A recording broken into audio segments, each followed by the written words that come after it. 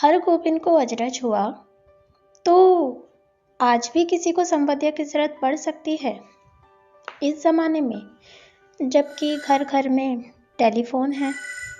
संवध्या के मार्फत संवाद क्यों भेजेगा कोई? आज तो आदमी घर बैठे ही लंका तक खबर भेज सकता है और वहां का कुशल संवाद मंगा सकता है। फिर उसकी बुलाहट क्यों हुई?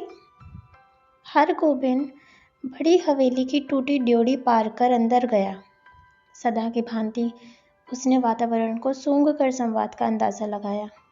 निश्चय ही कोई गुप्त समाचार ले जाना है। चांद सूरज को भी मालूम नहीं हो, परेवा पंछी तक ना जाने। पाव लागे बड़ी बहुरिया। बड़ी हवेली की बड़ी बहुरिया ने हर गोविंद को पीड़ी दी और आंख के इशारे से कुछ देर चुपचाप बैठने को कहा। बड़ी हवेली अब नाम मात्र को ही बड़ी हवेली है, जहाँ दिन रात नौकर नौकरानियों और जन मजदूरों की भीड़ लगी रहती थी। वहाँ आज हवेली की बड़ी बहुरिया अपने हाथ से सूपा में अनाज लेकर फटक रही हैं। इन हाथों में सिर्फ मेहंदी लगाकर ही गांव की 9 परिवार पालती थी। कहाँ गए वे दिन? हर गोविंद ने लंबी सांस ली। बड़े भैया के मरने के बाद ही जैसे सब खेल खत्म हो गया। तीनों भाइयों ने आपस में लड़ाई झगड़ा शुरू किया। रैयतों ने ज़मीन पर दावा करके दखल दिया। फिर तीनों भाई गांव छोड़कर शहर में जा बसे। रह गई बड़ी बहुरिया। कहाँ जाती बेचारी? भगवान भले आदमी को ही कष्ट देते हैं, नहीं तो 1 घंटे की बीमारी में बड़े भैया क्यों मरते? बड़ी बहुरिया की देह से जेवर खींच छीन कर बंटवारे की लीला हुई थी। हर गोविंद ने देखी है अपने आंखों से द्रौपदी चीरहरण लीला। बनारसी साड़ी को 3 टुकड़े करके बंटवारा किया था निर्दयी भाइयों ने। बेचारी बड़ी बहुरिया। गांव की मोदाइन बूढ़ी ना जाने कब से आंगन में बैठकर बड़बड़ा रही थी। उधार का सौदा खाने में तो बड़ा मीठा लगता है और दाम देते समय मुदाइन की बात कड़वी लगती है। मैं आज दाम लेकर ही उठूंगी। बड़ी बहुरिया ने कोई जवाब नहीं दिया। हर गोविंद ने फिर लंबी सांस ली। जब तक ये मुदाइन आंगन से नहीं टलती, बड़ी बहुरिया हर गोविंद से कुछ नहीं बोलेंगी। अब वह चुप नहीं रह सका। मुदाइन काकी, बाकी बकाया वसूलने का ये काबुली कायदा तो तुमने खूब सीखा है। काबुली कायदा सुनते ही मुदाइन तमक कर खड़ी हो गई। चुप रहे मुंह सोंचे, निमोछिए। क्या करूं काकी, भगवान ने मूछ दाढ़ी दी ही नहीं और ना ही काबुली आका साहब की तरह गुलजार दाढ़ी। फिर काबुली का नाम लिया तो जीभ पकड़कर खींच लूंगी। हर गोविंद ने जीभ बाहर निकालकर दिखलाई, अर्थात खींच ले। 5 साल पहले गुल मोहम्मद आगा उधार कपड़ा लगाने के लिए गांव में आता था और मोदियाइन के उसारे पर दुकान लगा कर बैठता था। आगा कपड़ा देते समय बहुत मीठा बोलता और वसूली के समय जोर जुल्म से 1 का 2 वसूलता। एक बार कई उधार लेने वालों ने मिलकर काबुली की ऐसी मरम्मत कर दी कि फिर लौटकर गांव में नहीं आया। लेकिन इसके बाद ही दुखनी मोदियाइन लाल मोदियाइन हो गई। काबुली क्या, काबुली बादाम के नाम से भी चिढ़ने लगी। मोदियाइन बड़बड़ाती गाली देती हुई चली गई। तो बड़ी बहुरिया ने हर गोविंद से कहा, हर गोविंद भाई, तुमको एक संवाद ले जाना है आज ही। बोलो, जाओगे ना? कहाँ? मेरी माँ के पास। हर गोविंद बड़ी बहुरिया की छलछलाई आंखों में डूब गया। कहिए, क्या संवाद है? संवाद सुनाते समय बड़ी बहुरिया सिसकने लगी। हर गोविंद की आंखें भी भर आईं।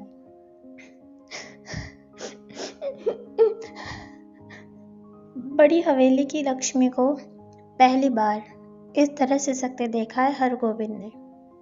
वह बोला, बड़ी बहुरिया, दिल को कड़ा कीजिए। और कितना कड़ा करूं दिल? माँ से कहना, मैं भाई भाभीयों की नौकरी करके पेट पालूंगी, बच्चों की झूठन खाकर एक कोने में पड़ी रहूंगी, लेकिन यहाँ अब नहीं रह सकूंगी। कहना, यदि माँ मुझे यहाँ से नहीं ले जाएगी तो मैं किसी दिन गले में घड़ा बांधकर पोखरे में डूब मरूंगी। बथुआ साग खाकर कब तक जीऊं? किस लिए? किसके लिए? हरगोविंद का रोम रोम कलपने लगा। देवर देवरानियां भी कितने बेदर्द हैं। ठीक अग्नि धान के समय बाल बच्चों को लेकर शहर से आएंगे। 10-15 दिनों में कर्ज उधार की डेरी लगाकर वापस जाते समय 2-2 मन के हिसाब से चावल चूड़ा ले जाएंगे। फिर आम के मौसम में आकर हाजिर, कच्चा पक्का आम तोड़कर बोरियों में बंद कर कर चले जाएंगे। फिर उलटकर कभी नहीं देखते। राक्षस हैं सब। बड़ी बहुरियाँ आंचल के खूंट से 5 रुपए का एक गंदा नोट निकाल कर बोली, पूरा राह खर्च भी नहीं जुटा सकी। आने का खर्च माँ से मांग लेना। उम्मीद है भैया तुम्हारे साथ ही आवेंगे। हरगोविंद बोला, बड़ी बहुरिया, राह खर्च देने की ज़रूरत नहीं, मैं इंतज़ाम कर लूँगा। तुम कहाँ से करोगे इंतज़ाम? मैं आज 10 बजे की गाड़ी से ही जा रहा हूँ। बड़ी बहुरिया हाथ में नोट लेकर चुपचाप भाव शून्य दृष्टि से हरगोविंद को देखती रही। हरगोविंद हवेली से बाहर आ गया। उसने सुना बड़ी बहुरिया कह रही थी, मैं तुम्हारी राह देख रही हूँ। संवाद्या अर्थात संदेशवाहक। हरगोविंद संवद्या। संवाद पहुंचाने का काम सभी नहीं कर सकते। आदमी भगवान के घर से संवद्या बनकर आता है।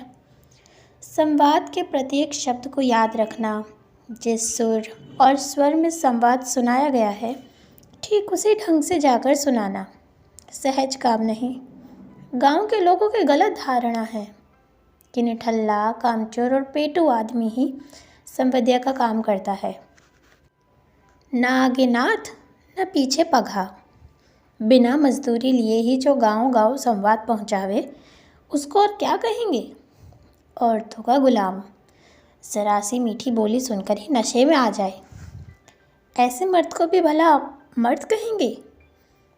किंतु गांव में ऐसा कौन है जिसके घर की माँ बहू बेटी का संवाद हरगोविंद ने नहीं पहुंचाया है? लेकिन ऐसा संवाद पहली बार ले जा रहा है वह। गाड़ी पर सवार होते ही हरगोविंद को पुराने दिनों और संवादों की याद आने लगी। 1 करोड़ की भूली हुई कड़ी फिर उसके कानों के पास गूंजने लगी। पैया पढ़ूं, दाढ़ी धरूं, हमारे संवाद ले ले जाहु रे संवद्या। बड़ी बहुरिया के संवाद का प्रत्येक शब्द उसके मन में कांटे की तरह चुभ रहा है। किसके भरोसे यहाँ रहूंगी? एक नौकर था, वह भी कल भाग गया। गाय खूंटे से बंधी भूखी प्यासी ही कर रही है। मैं किसके लिए इतना दुख झेलूं?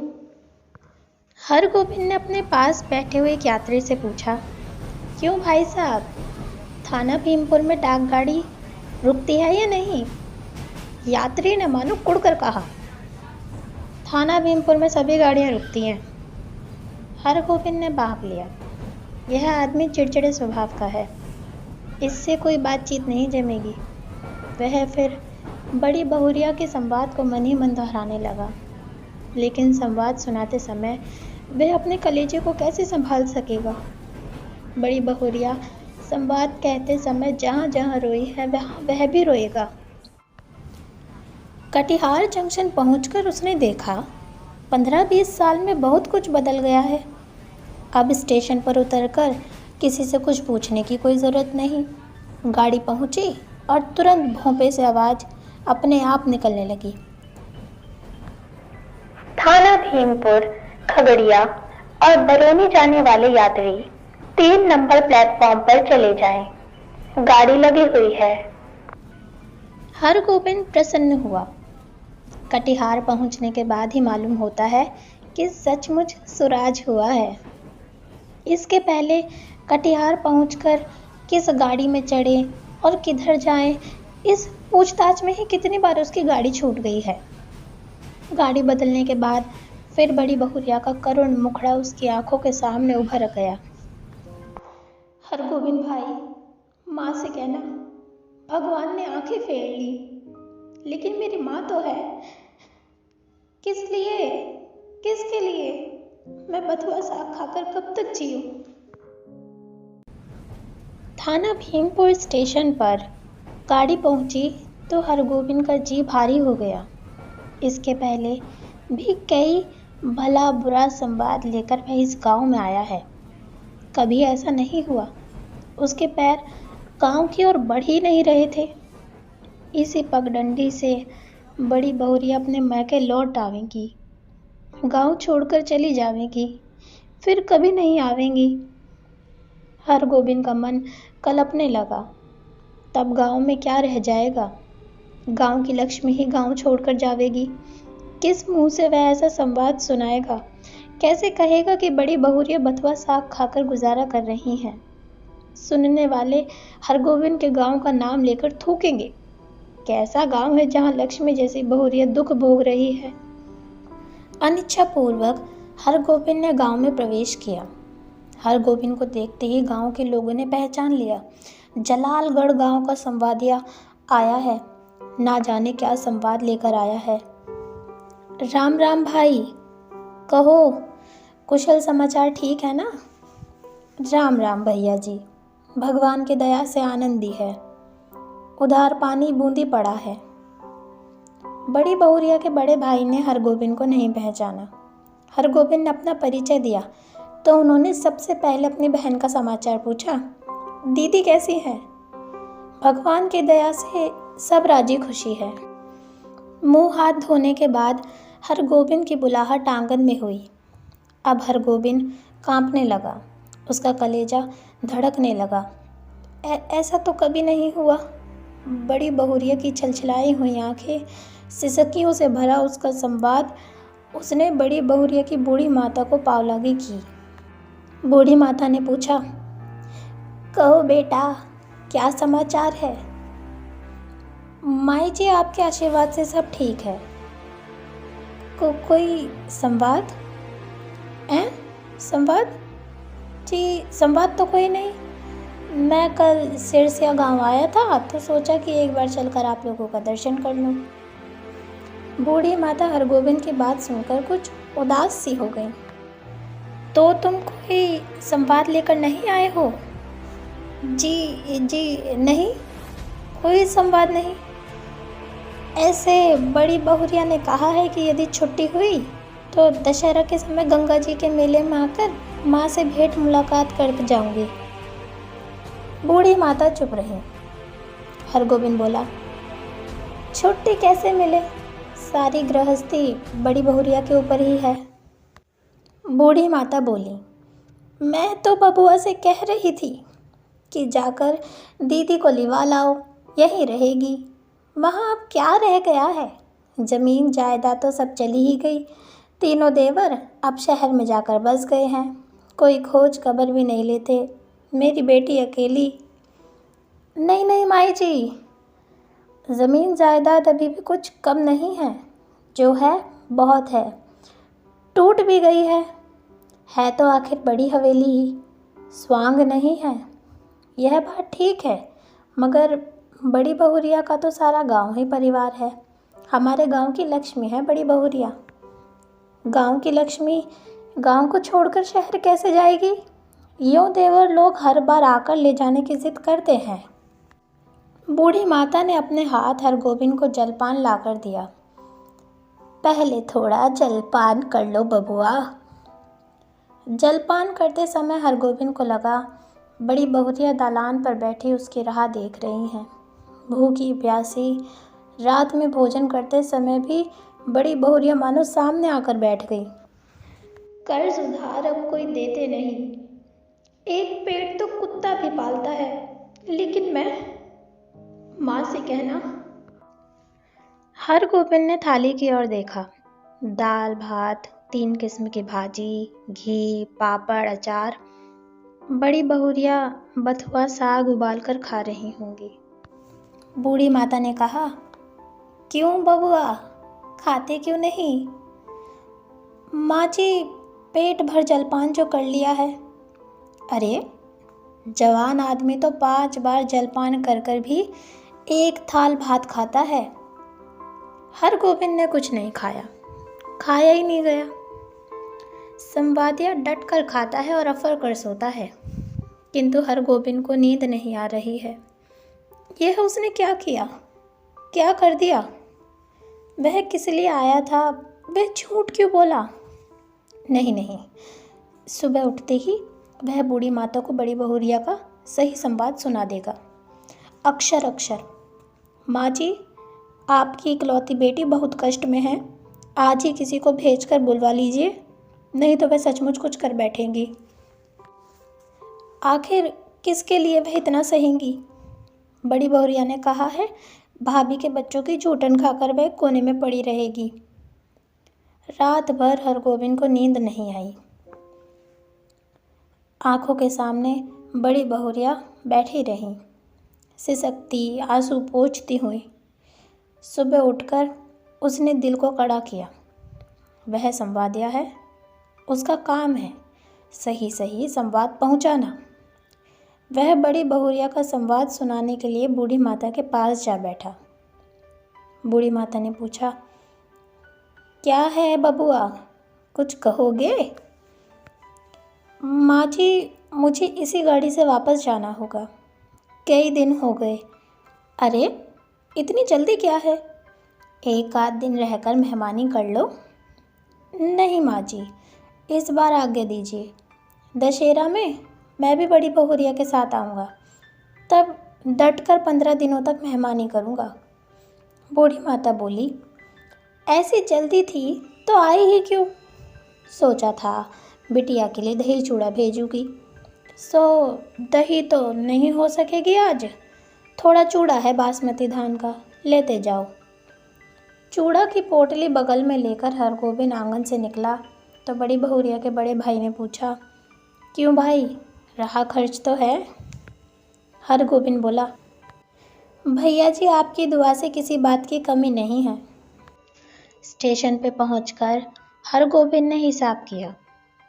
उसके पास जितने पैसे हैं उससे कटिहार तक का टिकट ही खरीद सकेगा, और यदि चौन्नी नकली साबित हुई तो सेमापुर तक ही।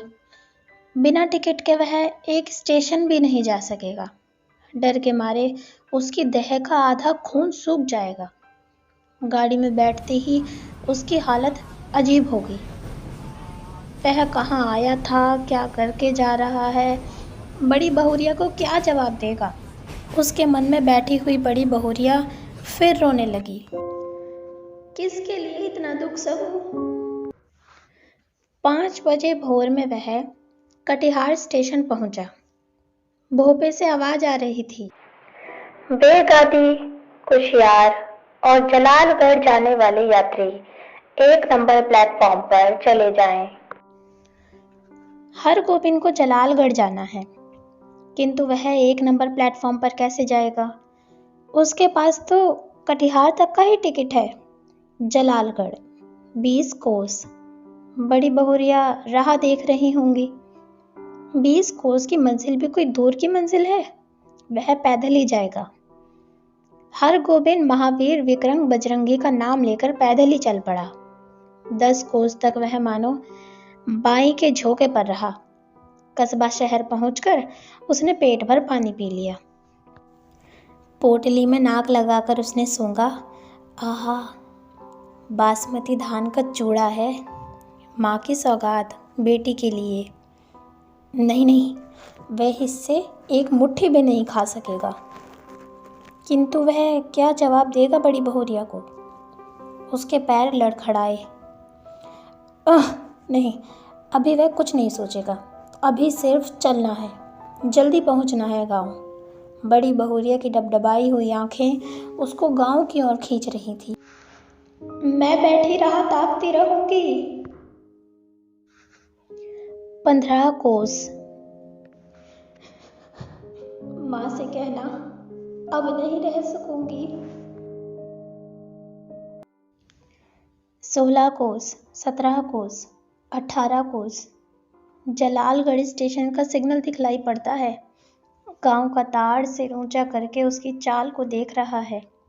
उसी ताड़ के नीचे बड़ी हवेली के दलान पर चुपचाप टकटकी लगाकर राह देख रही हैं बड़ी बहुरिया। भूखी प्यासी हमरो संवाद ले जाहु रे संवदिया। लेकिन यह कहाँ चला आया हरगोबिंद? यह कौन गांव है? पहली सांझ में ही अमावस्या का अंधकार। किस राह से वह किधर जा रहा है? नदी है? कहाँ से आ गई नदी? नदी नहीं, खेत है। ये झोपड़े हैं या हाथियों का झुंड? ताड़ का पेड़ किधर गया? वह राह भूलकर न जाने कहाँ भटक गया। इस गांव में आदमी नहीं रहते क्या? कहीं रोशनी नहीं, किससे पूछे कहाँ? वह रोशनी है या आंखें? वह खड़ा है या चल रहा है? वह गाड़ी पर है या धरती पर? हरगोबिंद भाई आ गए। बड़ी बहुरिया की बोली या कटिहार स्टेशन का भोंपा बोल रहा है। हरगोबिंद भाई क्या हुआ तुमको? उठो। बड़ी बहुरिया। हरगोबिंद ने हाथ से टटोल कर देखा। वह बिछावन पर लेटा हुआ है। सामने बैठी छाया को छूकर बोला, बड़ी बहुरिया। हरगोबिंद भाई अब जी कैसा है? हरगोबिंद होश में आया। बड़ी बहुरिया का पैर पकड़ लिया। बड़ी बहुरिया मुझे माफ़ करो, मैं तुम्हारा संवाद नहीं कह सका। तुम गांव छोड़कर मत जाओ, तुमको कोई कष्ट नहीं होने दूंगा, मैं तुम्हारा बेटा। बड़ी बहुरिया तुम मेरी माँ, सारे गांव की माँ हो। मैं अपने ठल्ला बैठा नहीं रहूँगा, तुम्हारा सब काम करूँगा। बोलो बड़ी माँ, तुम गांव छोड़कर तो नहीं जाओगी ना? बोलो। बड़ी बहुरिया गर्म दूध में एक मुट्ठी बासमती चूड़ा डालकर मसकने लगी। संवाद भेजने के बाद से ही वह अपनी गलती पर पछता रही थी।